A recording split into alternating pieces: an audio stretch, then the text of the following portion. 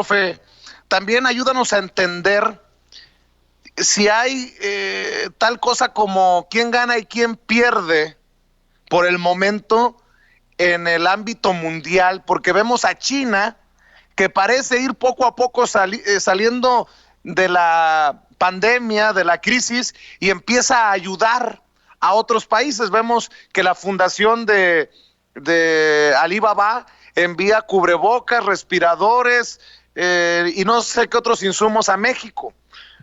Le está ganando China en su posicionamiento a nivel mundial a Estados Unidos, y creo que hasta entendible que Estados Unidos esté encargado de su propio caso por la magnitud del coronavirus en la Unión Americana,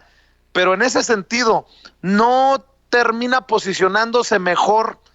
en el ámbito mundial China en estos momentos? ¿O estoy diciendo una locura? Mira, te voy a responder desde la visión de la geopolítica clásica tradicional, pero también desde la visión de la geopolítica crítica, que sostiene que hay otros actores internacionales que tienen que ser tomados en cuenta en los análisis geopolíticos. Desde la geopolítica clásica, que tiene enfoques más bien centrados en los estados o en los gobiernos, efectivamente,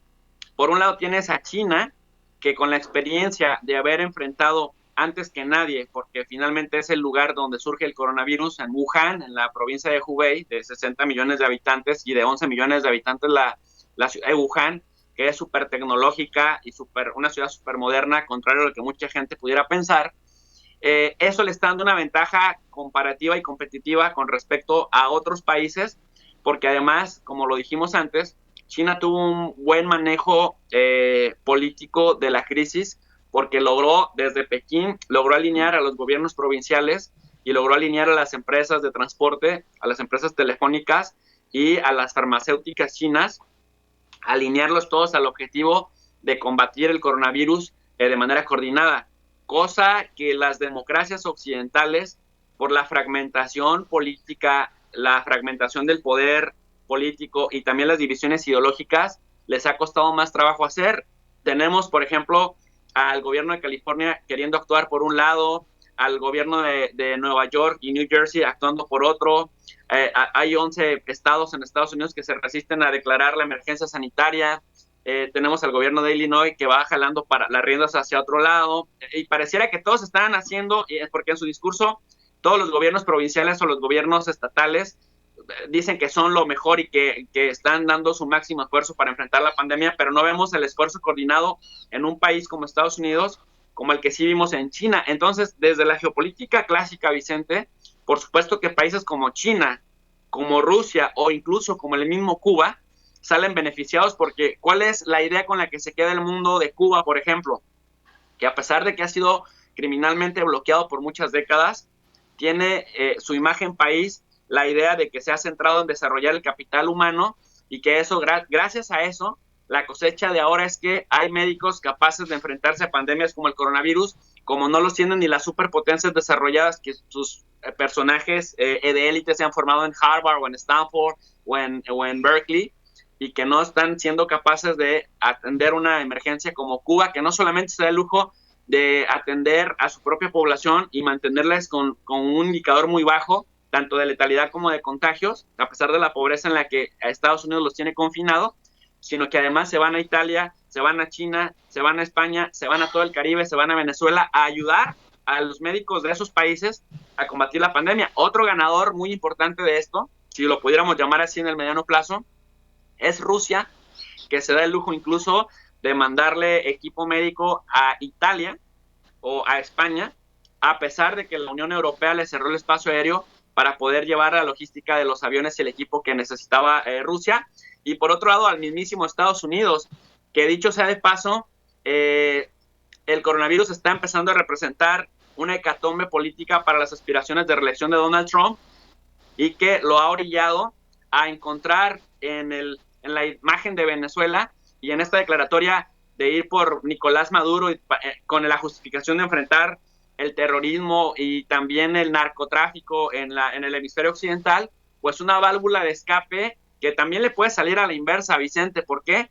Porque la gente puede percibir que en lugar de gastar todos los recursos económicos y humanos y tecnológicos que tiene a la mano para enfrentar el coronavirus, que se les está saliendo de las manos, pues sigue buscando pelea en el sur del continente sin concentrar todos los esfuerzos en la propia casa, ¿no? Y eso le puede salir muy mal, pero está apelando al sentimiento de guerra y al sentimiento nacionalista de que aún en la crisis del coronavirus quiso poner orden con el narcotráfico en Sudamérica desde su concepción de seguridad. Desde la geopolítica crítica, Vicente, ¿quiénes están ganando? Las farmacéuticas y todos aquellos negocios enfocados en proveer de insumos al sector salud. ¿Quiénes están perdiendo? Las sociedades. Las sociedades estamos perdiendo porque vienen las contracciones económicas, las pequeñas y medianas empresas también están perdiendo porque vamos a estar sujetos en mayor medida, que como ya lo estamos, al control de los estados. Los estados retoman nuevamente el control de la economía, retoman el control de la seguridad policial, hacen sentir su presencia, como lo estamos viendo, por ejemplo, en Filipinas, que ya se ha ordenado al ejército balear a quienes no respeten el toque de queda, o por ejemplo, también lo vemos en la India, sobre todo en las grandes urbes, como Nueva Delhi. Se entiende un poco, pero a la vez es muy complicado aceptarlo, cómo están agarrando a palazos a la gente cuando sale que no respeta el toque de queda, porque pues tienen hambre y finalmente las ayudas que los estados o que los gobiernos prometieron que llegarían a las casas no llegan, la gente sin comida, sin los servicios esenciales, tiene que salir a buscar sustento para sus hijos, para sus adultos mayores, y se arriesgan a que el estado policial, el Big Brother en el que se están convirtiendo los estados, que rastrean la movilidad de la gente para justificando que están intentando rastrear el coronavirus, vuelven a hacer su presencia. Entonces, me parece que en el corto plazo los grandes perdedores somos los ciudadanos de a pie de todos los países, las sociedades en el mundo, pero también las pequeñas y medianas empresas, y de no haber un rescate de proporciones como las de Estados Unidos, pues también empresas grandes, no tan grandes como las transnacionales, que esas nunca pierden, quién sabe por qué nunca pierden, que son las únicas que logran someter a los estados a que desarrollen reformas fiscales y reformas económicas que luego los beneficien con la justificación de reactivar las economías, y que finalmente los rescates económicos y financieros pues terminan beneficiándoles a estas empresas transnacionales con, digamos, el argumento de que están rescatando las economías. Ese es un poco el diagnóstico, Vicente, a la pregunta de quiénes ganan y quiénes pierden desde geopolítica clásica y geopolítica crítica. Qué interesante, profe. Y